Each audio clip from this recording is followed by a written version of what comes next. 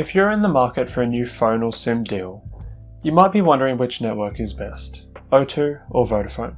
In this video, we've compared Vodafone and O2 to see which network you should choose. We've compared Vodafone and O2 based on their speeds and coverage, customer service, roaming policies, and value for money. Before we get started, if you're looking for a phone contract on Vodafone or O2, you can use our comparison site, greensmartphones.com, to see the best deals.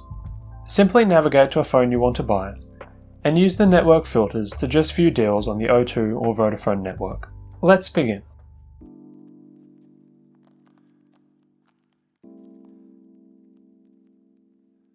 Both O2 and Vodafone generally offer good mobile signal throughout the UK. However, there are big differences in how the two networks perform in the real world. In terms of their 5G performance, O2 is a long way ahead. Although Vodafone typically offers faster 5G upload speeds, O2 has faster download speeds and also offers better 5G coverage at the moment. In terms of 4G performance, O2 and Vodafone are about the same, although Vodafone does tend to offer faster 4G speeds. In saying this, many Vodafone SIM plans are speed capped, especially on their unlimited data deals, unless you pay more for an unrestricted SIM plan. Essentially, Vodafone and O2's coverage is about evenly matched, although O2 has slightly better 5G coverage and Vodafone has slightly better 4G speeds. Before committing to join one of these networks, it's worth using their coverage checker to see exactly what sorts of speeds you can get. On greensmartphones.com, all you need to do is click more details under a deal, then click through to the network's coverage checker. Then,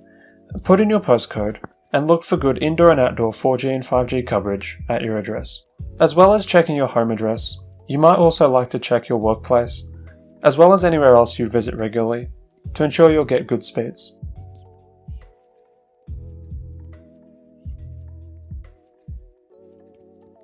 It can be quite hard to judge how good a mobile network's customer service will be before you join them. If you have issues with your phone service, or you want to change your plan, how helpful will the network be? Fortunately, each year Ofcom performs research into the customer service performance of each major British mobile network.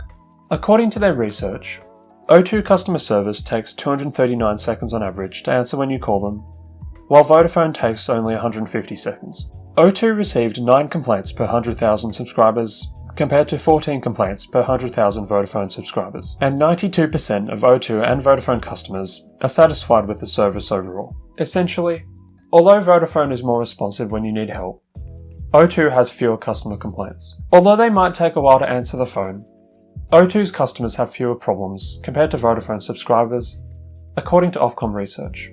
However, the two companies have the same level of overall customer satisfaction, meaning that their levels of overall customer service are likely very similar.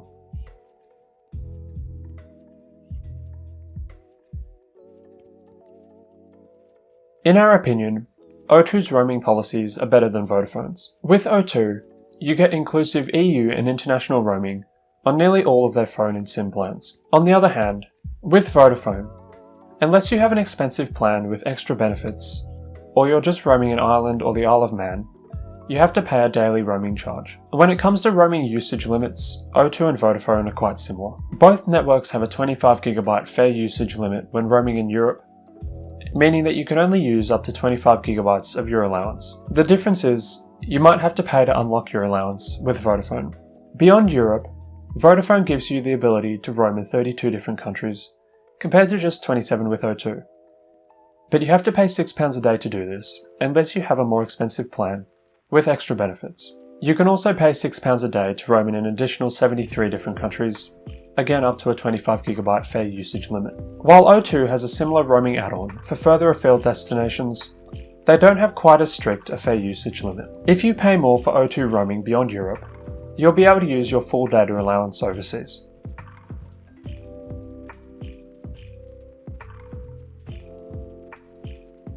In terms of their SIM-only offers, we generally think that O2 offers better value for money than Vodafone. Their prices on their most basic plans are quite similar, but with O2 you get more benefits included, such as free Amazon Prime. With Vodafone, you have to pay more for a plan with these extra benefits. Plus, while some Vodafone unlimited data SIM plans come with a maximum download speed of just 2 to 10 megabits per second, All O2 SIM cards are 5G enabled by default. The other nice thing about O2 is they typically offer benefits and bonuses for Virgin Media customers. If you're with Virgin Media Broadband, you might be able to get free extra data on your O2 SIM, for example. The same sorts of offers are also available with Vodafone and their broadband service. You can normally get a discount on Vodafone broadband if you're a pay monthly mobile customer. Although O2's SIM-only plans are typically cheaper, when it comes to phone contracts, you might find that Vodafone offers cheaper prices at any given moment.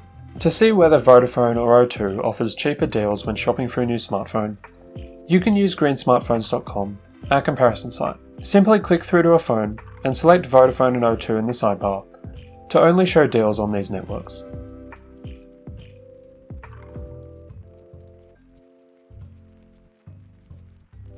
There are a few reasons why we typically prefer O2 instead of Vodafone. They offer better 5G coverage in the UK at the moment, they have better roaming policies, especially in the EU, they receive fewer customer complaints, and they don't have speed limits on their unlimited data plans. However, Vodafone does offer better 4G signal, and they sometimes offer cheaper prices depending on the phone that you're looking to buy. Also, the two companies have very similar levels of overall customer satisfaction. If you're not sure whether to choose O2 or Vodafone, we'd recommend checking their signal at your address and seeing which offers better coverage.